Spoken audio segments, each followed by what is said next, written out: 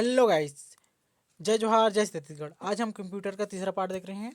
यदि आपने हमारा पिछला पार्ट नहीं देखा जाकर जरूर देखें। इसके अलावा हमारे यूट्यूब में छत्तीसगढ़ की सभी बहुत सारी क्लासेस हो चुकी हैं। छत्तीसगढ़ जियोग्राफी की लगभग 20 से 25 से भी अधिक की क्लासेस हो चुकी हैं। और देखिए, हर एग्जाम में कंप्यूटर का वेटेज 20 और छत्तीसगढ़ का वेटेज 20 तो रहता है, मतलब 40 नंबर का दोनों आता है हर एग्जाम में। छत्तीसगढ़ के व्यापम के हर एग्जाम में आता है। इसके अलावा ये देखिए, हॉस्टल वार्डन में तो 50 नंबर के कंप्यूटर और 20 नंबर के छत्तीसगढ़ के प्रश्न पूछे जाते हैं। दोनों के वेटेज कितने हैं? 70 नंबर। दोनों का वेटेज किसी भी एग्जाम में बेहद ही ज़्यादा है। ठीक है, तो दोनों को मस्त कीजिए, असेस कीजिए। दोनों की क्लासेस हमारे यूट्यूब में मौजूद है। आइए पहले प्रश्न की ओर बढ़ते हैं। हमारा पहला प्रश्न है, सार्थक आंकड़ों को कहा जाता है।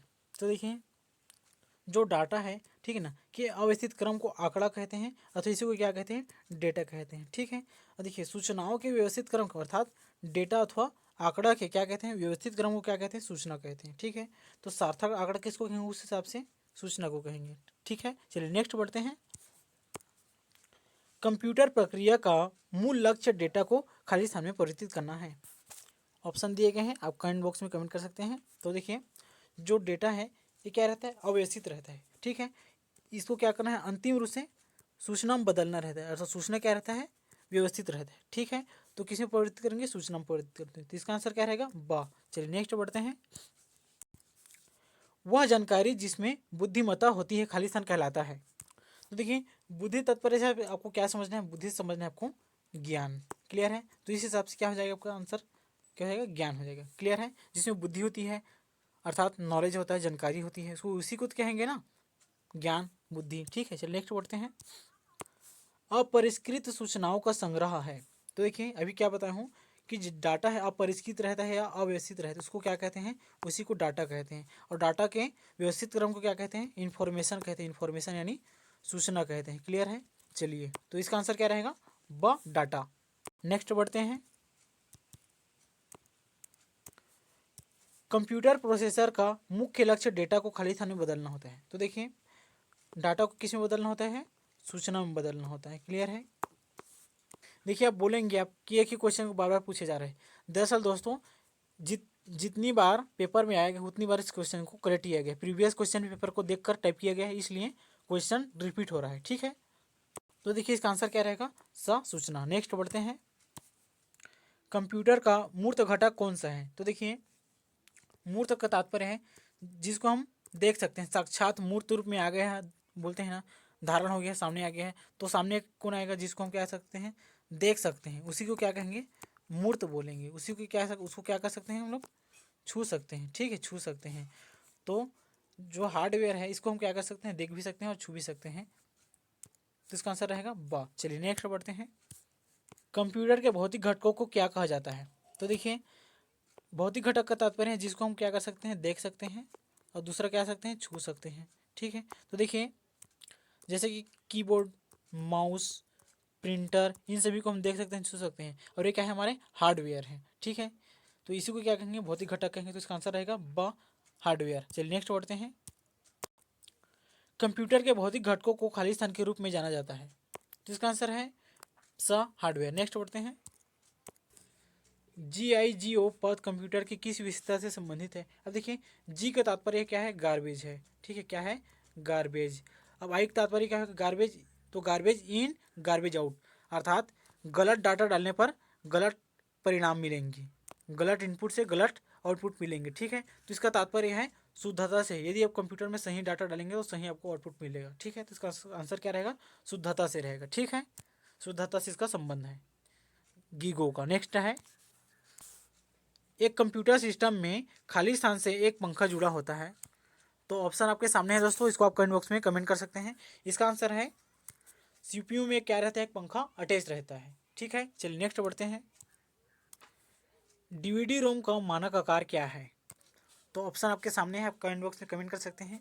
तो इसका आंसर है, जो DVD रोम का आकार कितना होता है? 4.7 GB होता है। ठीक है, तो इसका आंसर रहेगा सा। नेक्स्ट बढ़ते हैं।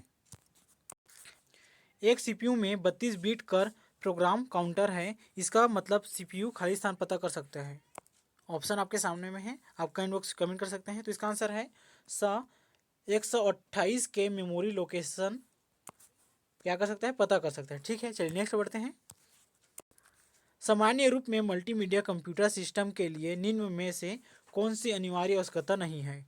तो देखिए आवश्यकता नहीं है बोला गया है। तो देखिए तेज सीपीयू की आवश्यकता होती है, ठीक है, बड़ी मेन मेमोरी की आवश्यकता होती है, अच्छी ग्राफिक टर्मिनल वो इसकी भी ज़रूरत होती है, लेकिन छोटी स्टोरेज की डिवाइस इसकी आवश्यकता नहीं होती, हमको बड़े स्टोरेज की आवश्यकता होती है, ठीक है। तो इसका आंसर रहेगा बा, ठीक है। चलिए नेक्स्ट बढ़ते हैं। कंप्यूटर में प्रोसेसर की गति को मापते हैं, तो प्रोसेसर की गति को किससे मापते हैं? तो मेगा हर्ट्ज से मापते हैं। यदि ऑप्शन में क्या आ रहा मेगा हर्ट्ज रहेगा तो मेगा हर्ट्ज को करेंगे, यदि गीगाबाइट रहा गीगा हर्ट्ज रहेगा तो क्या लेना है आपको? गीगा हर्ट्ज लेना है। क्लियर है? दोनों में से कोई भी ऑप्शन आपको दिया जा सकता है। चलिए नेक्स्ट बढ़ते हैं। माइक्रो प्रोसेसर की गति को मापा जाता है, ठीक है, जस्ट अभी आपको क्या बताया हूँ, किससे मापते हैं? गीगा हर्ट्ज से मापते हैं अथवा मेगा हर्ट्ज से मापते हैं। क्लियर है? चलिए नेक्स्ट प्रश्न की ओर बढ़ते हैं। निम्न में से कौन सी संख्या कंप्यूटर द्वारा समझी जाती है? ऑप्शन आपके सामने में है, कमेंट बॉक्स में आप कमेंट कर सकते हैं। तो देखिए जो कंप्यूटर है वो बाइनरी नंबर 1 और 2 को समझता है। क्लियर है? वो बाकी भाषा को नहीं समझता, वो केवल 1 और 2 को समझता है। इसी के रूप में वो क्या करता है? डाटा को संग्रहित करता है, लेता है, ठीक है। और 1 का तात्पर्य क्या, 0 का तात्पर्य क्या होता है? ऑफ होता है, और 1 का तात्पर्य क्या होता है? ऑन होता है। ये भी एग्जाम में पूछा जा चुका है, ठीक है दोस्तों। चलिए नेक्स्ट बढ़ते हैं। तो देखिए इसका आंसर क्या रहेगा? ब रहेगा, बाइनरी संख्या। चलिए अगला है, कंप्यूटर निम्नलिखित में कौन से गणित पर आधारित है? तो देखिए जो गणित है वो किस पर आधारित है? वह बूलियन बीजगणित पर आधारित है। चलिए अगला प्रश्न है, निम्न में से कौन सा इंटेल प्रोसेसर वाणिज्य उपयोग के लिए सर्वप्रथम प्रस्तुत किया गया? तो देखिए 1971 में इंटेल द्वारा, किसके द्वारा? इंटेल द्वारा इंटेल 4004 प्रोसेसर प्रस्तुत किया गया था वाणिज्य में प्रयोग करने के लिए, ठीक है, वाणिज्य में प्रयोग करने के लिए। तो इसका आंसर रहेगा 4004 इंटेल। नेक्स्ट है, निम्नलिखित में से कौन सा सबसे तेज प्रोसेसर है? तो देखिए कोर i7 सबसे तेज प्रोसेसर है, जबकि यदि वर्तमान में देखें, अभी करंट में देखें 2022 की स्थिति में, तो 2022 में क्या है? कोर 9, ठीक है, कोर आई नाइन सबसे तेज क्या रहेगा? प्रोसेसर है, ठीक है। इसकी मेगा हर्टेज कितनी है? तो देखिए जो कोर i9 है इसकी मेगा हर्टेज है 12,900 एच के प्रोसेसर लॉन्च किया जा चुका है, ठीक है, सबसे वर्तमान में देखा जाए तो, ठीक है। ऑप्शन के हिसाब से देखें तो क्या रहेगा? Core i7। यदि कोर 10 दे देगा तो वर्तमान में कोर 10 नहीं बना है, ठीक है, ना ही 11 का आविष्कार हुआ है, अभी 8 9 तक गया है। आपको इसको एग्जाम के पहले अपडेट भी कर लेना है, ठीक है। चलिए तो देखिए दोस्तों आज के लिए इतना ही। यह हमारा कंप्यूटर का तीसरा पार्ट था। यदि आपने हमारा पिछला वीडियो नहीं देखा हो तो जाकर जरूर देखें। इसके अलावा सीजी की भी क्लासेस संचालित हैं। छत्तीसगढ़ की लगभग 25 से अधिक क्लासेस हो चुकी हैं जियोग्राफी की, आप जाकर जरूर ज्वाइन करें। सभी क्वेश्चन पीएससी अथवा व्यापक में आ गए हैं, वैसे भी क्वेश्चन को इंक्लूड किया गया है और प्रीवियस क्वेश्चन पेपर को देखकर ही टाइप किया जाता है हमारे द्वारा। और व्यापम के एग्जाम में 80% 70 से 80% रिपीटेड क्वेश्चन आते हैं दोस्तों। पिछले 7 से 8 साल यदि का ट्रेंड देखें तो इतने साल का यदि आप क्वेश्चन पेपर उठा लेते हैं तो आपको एक सम्मानजनक स्कोर तो मिल जाएगा, और सिलेक्शन के लिए आपको तो अच्छा से पढ़ना ही है। तो आज के लिए इतना ही दोस्तों, धन्यवाद। जय जवाहर, जय छत्तीसगढ़।